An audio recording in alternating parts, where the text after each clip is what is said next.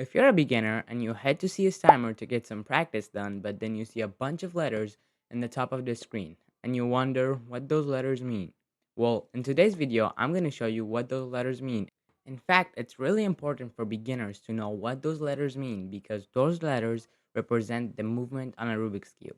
So let's get into it.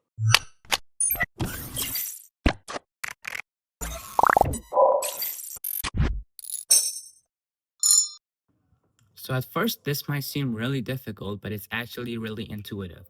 So each letter stands for which side of cube to turn. So U would stand for the upper layer, D stand for the down layer, R stand for the right layer, L stand for the left layer, F stands for the front layer, and B would stand for the back layer. Now, if it's just a letter, it means to turn that side clockwise while facing that side. So U in this case would be something like this. Now, if the letter has a prime on it, it will mean to turn that side counterclockwise, like this. Now, be careful because U and D might seem that they're turning in the same direction while D has an apostrophe on it. So if you face the down layer, D prime would be something like this. So it means opposite sides turn in the different directions. Now, if the letter has a 2 on it, it means to turn that side 180 degrees. So something like this. Now, it doesn't really matter which side you turn it on because they both mean the same thing since it's a cube. Now, let's do the whole algorithm together. So you would be something like this. D prime, R2, L, F prime, and then finally B prime. Now, a lowercase letter means turning that side plus the middle layer. This move is also called the wide or the fat move. So a wide R would be something like this. A wide F prime would be something like this. And a D2, a wide D2 would be something like this. Sometimes the wide move will be also noted as a lowercase w.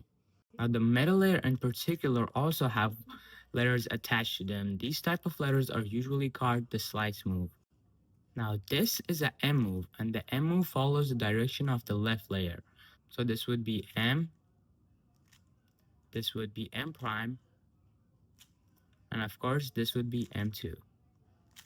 This is the E layer and it follows direction of the D layer. So this would be E and this would be E prime. This is the S layer and it follows direction of the front layer. So this would be S and this would be S prime. Now you can also move the whole cube around and we would use X, Y, Z for these just like we do in graphs. So our X would rotate the cube around the X axis and the X would follow the right layer moves. Now Y would rotate the cube in the Y axis and Y follows the upper layer moves. So this would be a Y and this would be a Y prime. And finally, Z rotates the cube in the Z axis and Z follows the direction of F layer. So this would be a Z and this would be a Z prime. Now sometimes while reading algorithms, you will find some letters in between brackets. These are just there to help you with memorization and group move triggers. For example, this algorithm is F, sexy move, F prime. Although you can do 180-degree turns in both directions, sometimes you would see something like R2 prime. So these are just there to indicate how to best execute the algorithm. Now, really rarely you will see something like R3. Now, this seems ridiculous because R3 is the same as R prime, but sometimes in algorithms like these, R3 would help you with the finger tricks and save you a regrip. Now a quick tip, every time you're scrambling a cube, make sure to hold the white side at the top and the green side in front of you because that's how WCA works. And finally, as a test, do the scramble and tell me in the comments what you get.